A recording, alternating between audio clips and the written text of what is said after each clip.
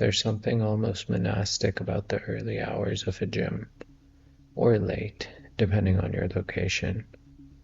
The clang of metal plates, the low hum of machines, the ritual repetition of movement. It's a kind of prayer for the modern world. The fluorescent light flickers like a candle flame, and the smell of iron and sweat hangs in the air like incense. For some, exercise isn't about aesthetics at all. It's about control, devotion, and transformation. When I used to train clients, and on occasion still do, I'd sometimes catch a look in their eyes that reminded me of something ancient. They weren't chasing vanity. They were in pursuit of purity. The gym became their temple. The weights, the kettlebells, or the heavy bag became their prayer beads. Each rep was a mantra, each drop of sweat an offering. You could almost feel the sacredness in the air when they reached that meditative zone, the quiet trance that comes when you're completely absorbed in repetition. Next time you're at the gym, or even doing something repetitive like washing dishes or walking, I encourage you to see if you can notice the shift from effort to ritual. Can you sense when your mind stops fighting the motion and starts merging with it? To me, that's the beginning of embodied meditation. Some of my clients approached fitness with the same reverence monks give to fasting or prayer. One tracked his macros so precisely that missing a meal felt like breaking a vow. Another confessed to me, "If I skip leg day, I feel like I've sinned." He wasn't joking. There was guilt, penance, and redemption being played out in sets and reps. This one woman logged every lift for 5 straight years. In the margins of her notebook, she'd write these amazing reflections, like, "Felt the burn in the soul today." That was one of the best ones. It might have seemed like data, but to me it was a sign of her devotion.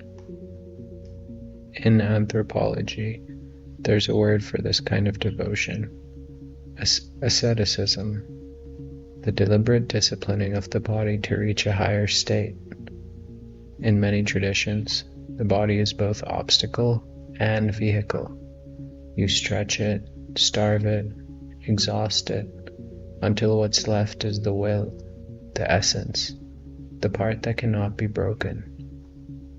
Bodybuilders, monks, and mystics all share this strange understanding that to find freedom, you first have to confront your limits. If you're trying to build discipline, whether it's in fitness, study, or healing, maybe start by anchoring your effort in something sacred. Don't lift weights or work out just to look good. Do it to remember that you're capable of shaping reality through will. The mind follows ritual far better than it follows motivation. I think what fascinated me most wasn't the physical transformation, but the alchemy behind it. The idea that through ritualized effort, through exhaustion, focus, and repetition, you could transmute chaos into order. The same principle that turns fear into faith, or grief into art, plays out in muscle fiber and breath. Every workout is an invocation, a plea to become something cleaner, stronger, and more real. The mirror becomes an altar, the pre-workout a potion, the pump a moment of revelation, and somewhere between the pain and the pride, there's a subtle change. You stop working on your body and start working through it. After your next workout, or after any intense effort, sit in stillness for 5 minutes. Notice what emotions surface beneath the endorphins: pride, peace, anger, gratitude. Let the effort reveal what you're truly training for. It seems like there's a hidden lesson here for anyone seeking transformation. Whether you're lifting weights, meditating, or rebuilding your life, the goal isn't perfection. It's simply participation. The willingness to return day after day to your practice. To stay with the process even when the gains aren't visible. To find holiness in repetition. I think that's where the real healing happens. Not in some kind of escape from the body, but rather when you meet it. Listening to its hunger, its resistance, its fatigue. Accepting that your flesh and your spirit are collaborators in the same ritual. Transformation doesn't require enlightenment, at least not from my perspective. All it needs is consistency. Whatever you practice becomes your prayer.